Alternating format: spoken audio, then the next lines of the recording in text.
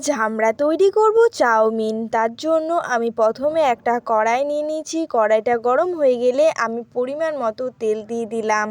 তেলটা গরম হয়ে গেল, তারপর আমি এখানের মধ্যে একটু পেঁয়াজ দিয়ে দিলাম। পেঁয়াজগুলো একটু ভেজে নেব লাল লাল করে। তারপর এখানে রসুন আর আদার পেস্টটা দিয়ে দিলাম, ভালোভাবে মাখিয়ে নিলাম। ভালোভাবে মাখানো পেস্টটা হয়ে গেলে আমি একটু টমেটো কুচি দিয়ে দিলাম। তারপর সেদ্ধ করে রেখেছি চাউমিন।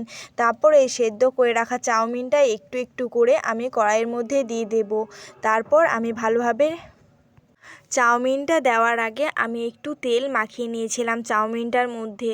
তারপর ভালোভাবে দিয়ে দিলাম, ভালোভাবে নাড়িয়ে চাড়িয়ে নেব, ভালোভাবে লাল লাল করে ভেজে নেব। সুন্দরভাবে ভাজা হয়ে গেলে আমি এর মধ্যে পরিমাণ মতো একটু করে দিয়ে দিলাম নুন। ভালোভাবে মাখিয়ে নিচ্ছি, একটু নুনও দিয়ে দেব। তারপর ভালোভাবে ভেজে নেব। আমি এখানে সবজিগুলো ভেজে রেখেছিলাম, ফুলকপি, বিনস আর একটু গাজর আর একটু বাঁধাকপি। তারপর সেইগুলো ভালো করে একটু একটু করে দিয়ে দিলাম। তারপর আবারও আমি ভালোভাবে নাড়িয়ে চাড়িয়ে নেব।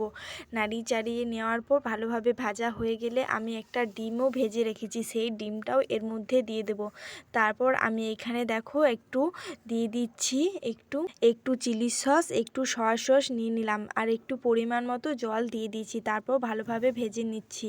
তারপর ভালোভাবে একটু একটু করে দিয়ে দিলাম চিলি সসটা। সয়া সসটা দেওয়া হয়ে গেলে আমি এর মধ্যে ডিমগুলোও দেখো ভেজে রেখেছিলাম, সেই ডিমটাও দিয়ে দিলাম। তো দেখো আমাদের আজকে পারফেক্ট চাউমিন তৈরি হয়ে গেল। যদি ভিডিওটা ভালো লাগে একটা লাইক কমেন্ট করে আমার পাশে থেকো। পরবর্তী ভিডিও খুব তাড়াতাড়ি আসছে। আমার ভিডিও তো আরেকটু দিয়ে দিলাম। এটা কি মশলা বলো তো বন্ধুরা? এই মশলাটা ছাড়া তো মানাই না চাউমিন, তাই না? এটা হলো চাউমিন মশলা। তো দেখো আমাদের চাউমিন মশলা দিয়ে দিলাম, সুন্দরভাবে পরিবেশন করার জন্য রেডি। আমি এরপর পরিবেশন করছি। দেখো কতটা সুন্দরভাবে পরিবেশন হচ্ছে, তাই না? দেখো এত সুন্দর লোভনীয় হয়েছে। আর অপর থেকে একটু স্যালাডও কুচিয়ে রেখেছিলাম, সেই স্যালাডটাও দিয়ে দিলাম। তো আজকের ভিডিওটা এই পর্যন্ত। যদি ভালো লাগে একটা লাইক কমেন্ট করে দিও অবশ্যই।